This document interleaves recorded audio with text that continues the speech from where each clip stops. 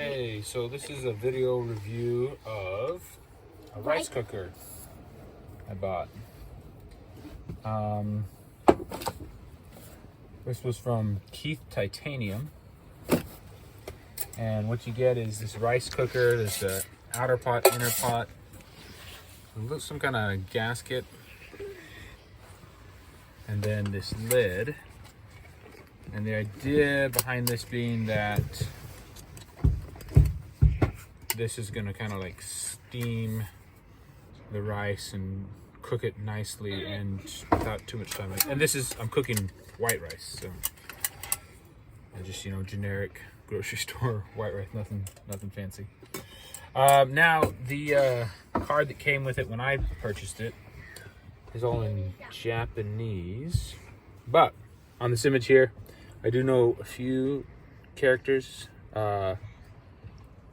This here says rice, and over here this says rice water. So it's got, should be markings in the pot for rice and rice water.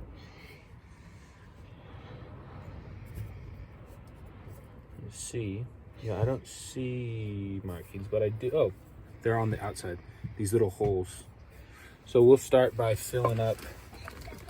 We're gonna go ahead and cook the max amount of rice. So 280 grams of rice.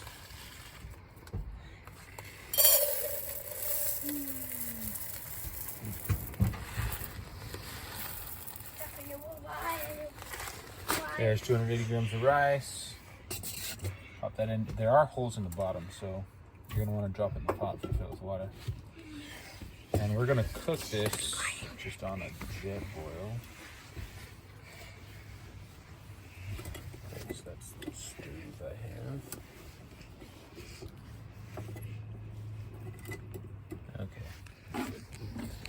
And we're gonna fill this up to the 280 water mark, which is right there. So those levels are marked on the outside. The water level is higher than the rice level. So if you follow that, you shouldn't get too mixed up. Drop down a little bit. Okay, that looks pretty good. This is at a bit of a slant. Let's see if I can't shim the bottom of my fuel can just a little bit. Lower this out just a hair.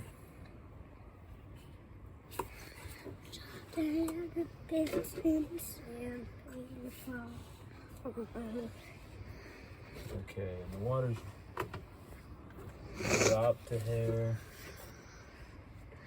into the lower pot. Run a little bit more.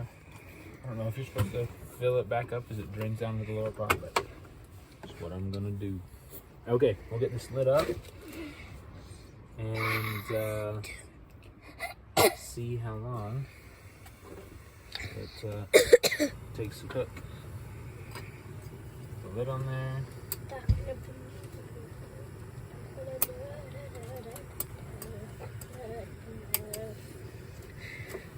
Okay, lid on. Pots positioned, centered over my burner, and we'll see how long this takes. Okay, so I misspoke in the first part of this video. This is not Japanese, it's simplified Chinese. So I thought I had seen some hiragana on here, but this is just actually simplified Chinese, which I'm ashamed to say I'm gotten quite rusty at reading, but we did find 15 to 25 funjong or minutes on there. So this has been going for about 18 minutes now. If you were higher elevation, it would cook on the longer side, I suppose. Well, I don't suppose, it definitely would. We are at the elevation of Lake Superior though, so whatever that is above sea level. But we're gonna go ahead and just kind of see what this is like. Probably pushing 20 minutes now. So I'm gonna wind that down. And I'm not gonna actually eat this straight. I'm gonna dump it into a backpacking mill and then add some more hot water. But we just want to get a look here. So this is what our rice looks like here. Let's try to get a focus on this. So I'll try the texture here. Top is great. It's not chewy at all. So I'll do an update. Well, actually I'll let Rosie take the camera back. I think she was miming that she wanted me to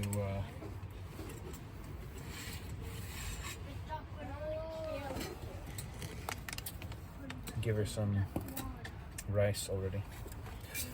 So we might let that rice just kind of sit. I'm gonna pop the lid back on that. And we'll take rice water and just get it out. And we're gonna go ahead and boil the water for this, which is 1 1/3 cups of boiling water.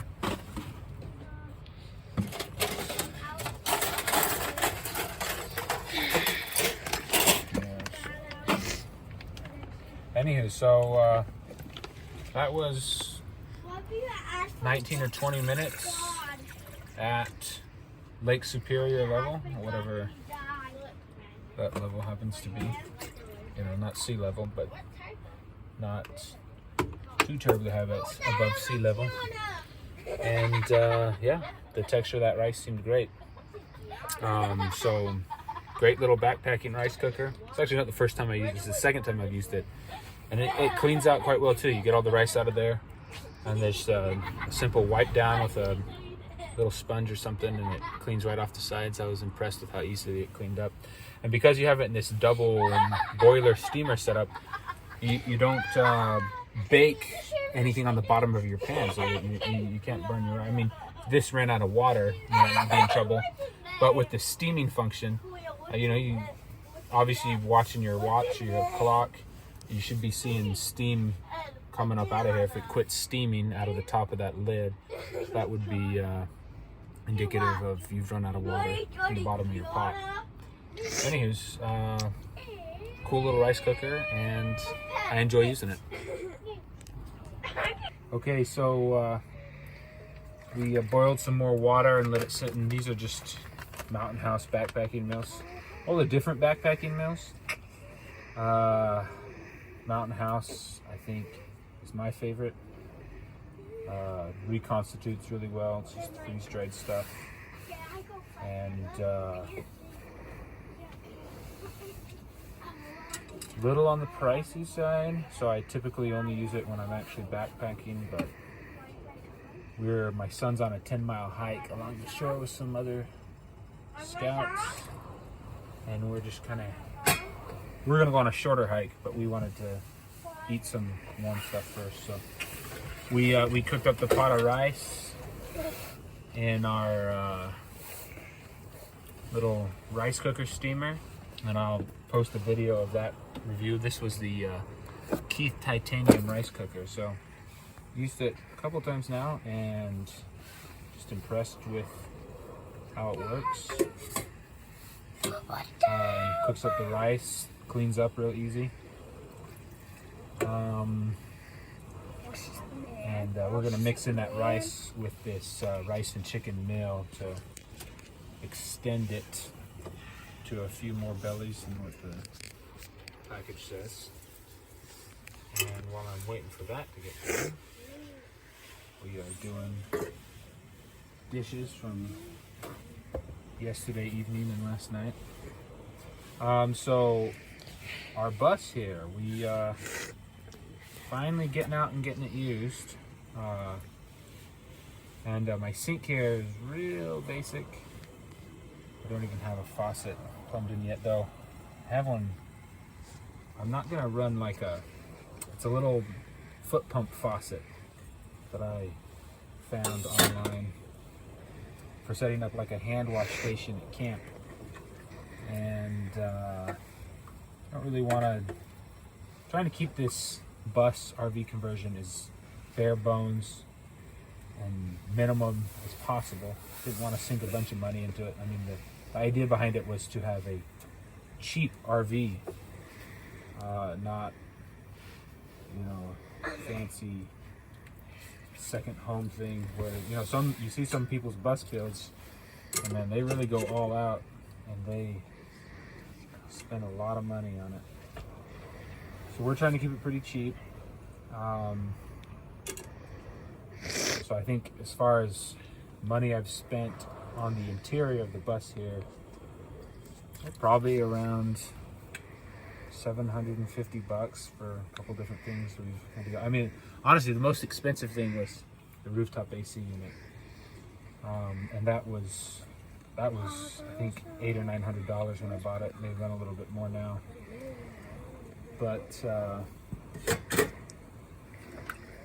we just keeping it cheap and basic, just so we can get out and camp more. Not trying to make it too glamorous.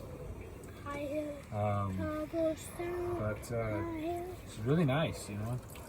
It's barely above freezing today and windy as heck outside. And so it's nice with the buses. It gives us a spot to come back and warm back up. You know, it doesn't even have to, we don't even run a heater. I don't have any auxiliary heat besides just if I wanted to warm this up, I'd have to turn on the bus engine. But just the fact of being out of the wind and being in this enclosed space with a tiny amount of solar gain, you know, it's 10 degrees warmer than it is outside, and you can get dry and get warm quick, and it's nice. We camped the past day and a half at Tetagooch or Tetagooch State Park. I don't know how the Minnesotans say it. And it was just, you know, the first part of the trip was just rain. And so it was nice to have the bus to retreat to, and if you've never been to Tetagooch State Park, it was really cool, really neat. Waterfalls and hiking trails. It's on the Lake Superior Shoreline Hiking Trail. We've got a superheated pot. Let's turn this off.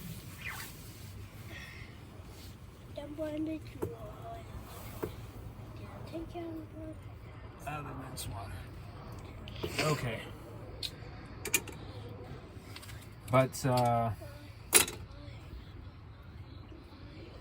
drain that. But real basic. So I've got my little sink here that I'm just pouring in water as I need it, and that drains into a 5-gallon water container. And we're not, you know, and then my thought is that's something we can easily dump it just into our septic tank at home. It's just little bits of whatever food makes it through the strainer, and hand washing soap. Nothing too crazy. But really enjoying having the bus finally up and running as our kind of adventure RV camp, base camp, and getting out more places. So yeah, this weekend a little colder, but that's where the benefit of the bus really shines, is that, hey, we can get in here and warm up. And we're gonna have some of this rice and chicken now, and then we're gonna go on a little hike down to the Lake Superior, Beaver Bay, look for some agates. So, most important thing in watching these types of videos on YouTube is to make sure you get out and adventure yourself. So, have fun out there.